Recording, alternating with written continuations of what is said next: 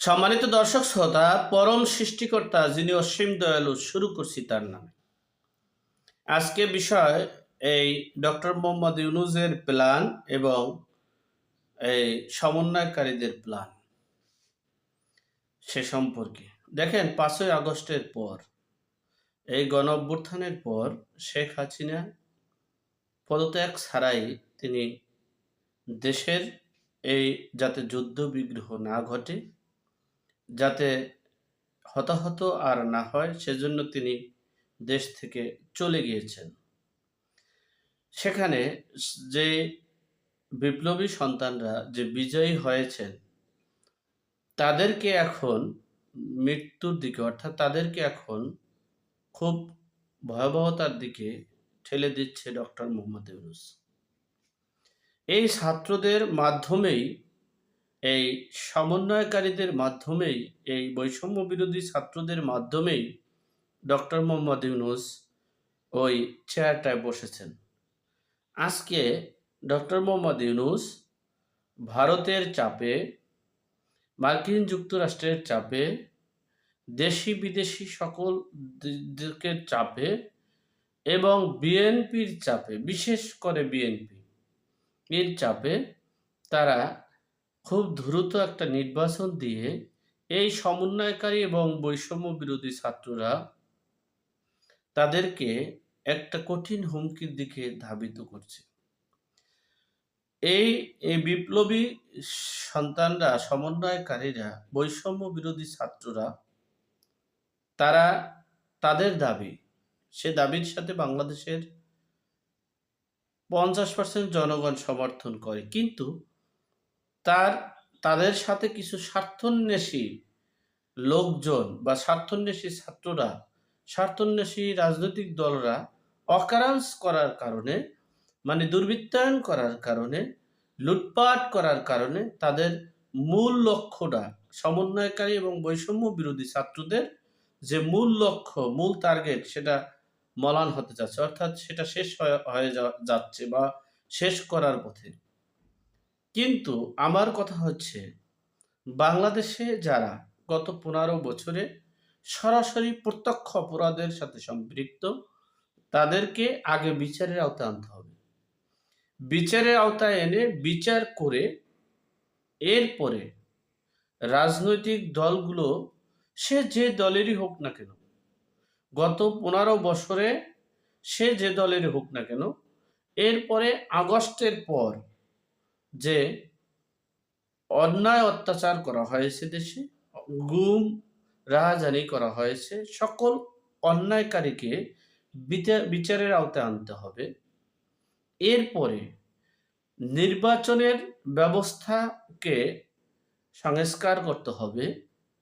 এরপরে দেশের জনগণের কথা চিন্তা করে দেশের দ্রব্যমূল্য নিয়ন্ত্রণ, দেশের সার্বিক পরিস্থিতি, সকল কিছু নিয়ন্ত্রণ করে, সংস্কার করে এরপরে নির্বাচন।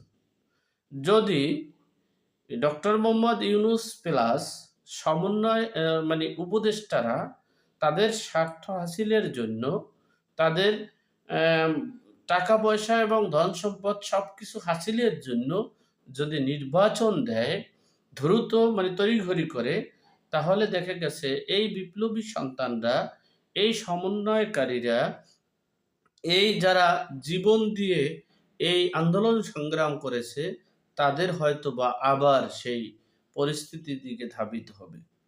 সুতরাং এই দেশে সংস্কার না করে, সকল অপরাধীকে বিচারের আওতায় না এনে যদি নির্বাচন দেওয়া হয়, তাহলে এই যে জুন জুলাইয়ের অভ্যুত্থান বলেন, জুন জুলাইয়ের আন্দোলন বলেন, যা কিছুই বলেন না কেন, সেটা যদি তাদের আন্দোলন হয়ে থাকে, গণ অভ্যুত্থান হয়ে থাকে, তাহলে সেই রক্তের সাথে বেইমানি করা হবে।